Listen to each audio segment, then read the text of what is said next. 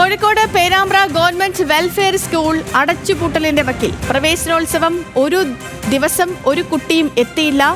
6 പ്രവൃത്തി ദിവസത്തിനുള്ളിൽ ഒരു വിദ്യാർത്ഥിയും സ്കൂളിൽ പ്രവേശനം നേടിയില്ലെങ്കിൽ സ്കൂൾ അടച്ചുപൂട്ടും. പ്രധാന അധ്യാപിക സ്ഥലം മാറിപ്പോയതോടെ സ്കൂളിൽ അധ്യാപകരുമില്ലാതായി. രതീഷ് വാസുദേവനുണ്ട് വിവരങ്ങളുമായി. നമുക്കിപ്പം രതീഷ്, ഗുഡ് മോർണിംഗ്.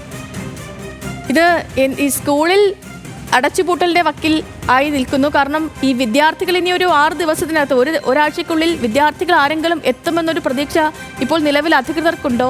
എന്താണ് ഇപ്പോൾ സ്കൂളിലെ നിലവിലെ സാഹചര്യം? എന്താണ് വിദ്യാഭ്യാസ വകുപ്പ് പറയുന്നത്?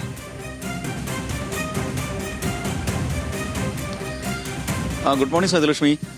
ഏറെ സങ്കടകരമായ ഒരു കാര്യമാണ്. ഒരു പൊതുവിദ്യാലയം അടച്ചുപൂട്ടലിന്റെ വക്കിലെത്തുക എന്നത് വളരെ പ്രയാസകരമായ കാര്യമാണ്. അതും ഒരു ഗ്രാമീണ വിദ്യാലയം. ഇത് 1956 തുടങ്ങിയ ഒരു വിദ്യാലയമാണ്. ആ പ്രദേശത്തെ പേരാമ്പ്രയിലെ പിന്നാക്ക വിദ്യാഭ്യാസ ക്ഷേമ പ്രവർത്തനങ്ങൾക്ക് വേണ്ടി ആ പ്രദേശത്ത് തുടങ്ങിയ ഒരു വിദ്യാലയമാണ്. 83 വർഷങ്ങൾ അധികം പിന്നിട്ട ഒരു സ്കൂളാണ്. ആ സ്കൂളാണ് ഇപ്പോൾ അടച്ചുപൂട്ടപ്പെടുന്നത്. അതിന്റെ വലിയ ആശങ്കയിലും സങ്കടത്തിലുമൊക്കെയാണ് നാട്ടുകാരായ ആളുകൾ ഉൾപ്പെടെ. നമുക്കറിയാം, ഒരു പൊതുവിദ്യാലയം ഉണ്ടാവുന്ന ഒരു സാഹചര്യം അറിയാം. അതില്ലാതാകുന്ന സാഹചര്യം ഏറെ സങ്കടകരമാണ്. ഇപ്പോൾ നമ്മോടൊപ്പം ഇവിടുത്തെ പഞ്ചായത്ത് അംഗം കൂടിയായിട്ടുള്ള അർജുനുണ്ട്. അർജുൻ, എങ്ങനെയാണ് ഒരു വിദ്യാലയമാണ് പൂട്ടപ്പെടുന്നത്? ഒരു 1956-57 കാലഘട്ടത്തിലാണ് ഇത്തരത്തിലൊരു ഗവൺമെന്റ് വെൽഫെയർ സ്കൂൾ എന്ന രീതിയിൽ ഇത്തരത്തിലൊരു നാമകരണം ചെയ്യപ്പെട്ട് ഒരു വിദ്യാഭ്യാസ സ്ഥാപനം ഈ പ്രദേശത്തേക്ക് കടന്നു വരുന്നത്. അന്ന് മുതൽ ഇന്ന് വരെയുള്ള ഒരു വലിയ കാലയളവിനകത്ത് ഒരുപാട് ആളുകൾ, ഈ പ്രദേശത്ത് ഒരുപാട് വിദ്യാർത്ഥികൾക്ക് അവരുടെ പ്രാഥമിക വിദ്യാഭ്യാസം നേടിയെടുക്കാൻ, അതിനുവേണ്ടി അവരെ പ്രാപ്തമാക്കാനൊക്കെ വലിയ അളവിൽ വിദ്യാഭ്യാസ മുന്നേറ്റത്തിന് വലിയ പ്രോത്സാഹനം നൽകിയ ഒരു സ്ഥാപനമാണ്. ആ സ്ഥാപനം ഒട്ടനവധിയായ ആളുകൾ, അധ്യാപകരായിട്ടുള്ള ആളുകൾ, അല്ലെങ്കിൽ മറ്റു തരത്തിൽ മേഖലയിൽ പ്രവർത്തിക്കുന്ന ആളുകൾ, അങ്ങനെ ഒരുപാട് ആളുകളെ സംഭാവന ചെയ്ത വിദ്യാഭ്യാസ സ്ഥാപനമാണ് ഇന്ന് അടച്ചുപൂട്ടൽ ഭീഷണിയിൽ നേരിടുന്നത്.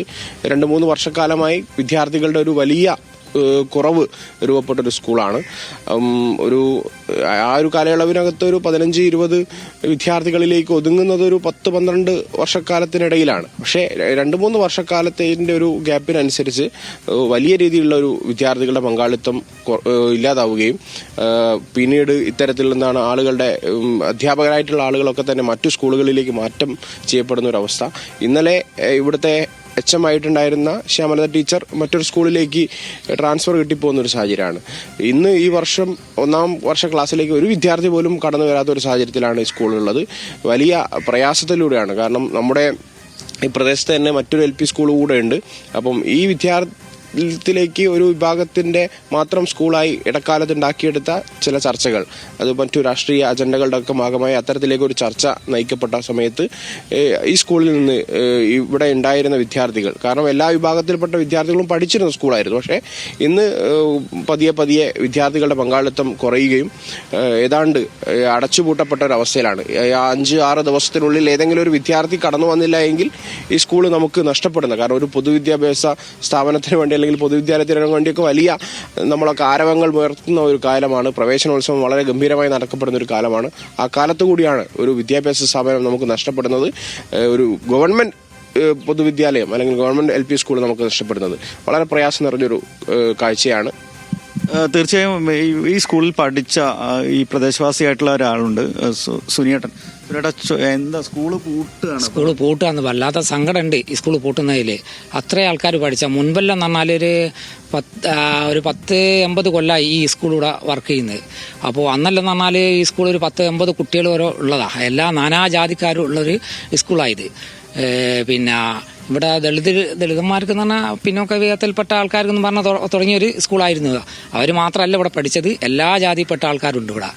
അങ്ങനെ തന്നെ ഇവിടെ കൂട്ടുന്നതോടെ പാവപ്പെട്ട ഒരുപാട് ആൾക്കാർക്ക് ജോലി നഷ്ടപ്പെടുകയാണ് ചെയ്യുന്നത്. എന്ന് പറഞ്ഞാൽ എൻ്റെ 2 കുട്ടികളുണ്ട്. അപ്പോൾ മോനിവിടെ പഠിച്ച മോനിപ്പം മൊകേരി സ്കൂളിൽ BBAക്ക് പഠിക്കുകയാണ്. അപ്പോൾ നല്ലവണ്ണം പഠിപ്പിക്കുന്നുണ്ട്. ഇനിയിപ്പോൾ തീർച്ചയായും നമുക്ക് നാട്ടുകാരുടെ ഒരു പ്രയാസം അറിയാം. അവര് പഠിച്ച ഇടമാണ്, അത് ഇല്ലാതാവുന്നു. ആ സ്കൂള് അവരുടെ ഒരു തലമുറയ്ക്ക് വിദ്യാഭ്യാസം നൽകിയ ഒരു സാധാരണക്കാരുടെ സ്കൂള് അത് ഇല്ലാതാവുമ്പോഴുള്ള പ്രശ്നങ്ങൾ അവർക്കറിയാം. അവർ പഠിച്ച സ്കൂളാണ്. പൊതുവിദ്യാലയങ്ങൾ ഇല്ലാതാവുന്നതോടെ സാധാരണക്കാരുടെ വിദ്യാഭ്യാസ അവകാശവും അവരുടെ പഠനത്തിനുള്ള സാഹചര്യവുമാണ് ഇല്ലാതാവുന്നത്. എന്തായാലും സങ്കടകരമാണ്. വിദ്യാഭ്യാസ വകുപ്പ് അധികൃതർ അടിയന്തരമായി ഈ വിഷയത്തിൽ ഇടപെടണം. ഈ സ്കൂള് നിലനിർത്താനുള്ള സാഹചര്യങ്ങൾ വേണം എന്നൊക്കെ തന്നെയാണ് നാട്ടുകാരുടെയും ആവശ്യം. ക്യാമറമാൻ അരുൺ പുതുപ്പാടിയോടൊപ്പം പേരാമ്പ്രയിൽ നിന്നും രതീഷ് വാസ്തവൻ, ന്യൂസ് മലയാളം.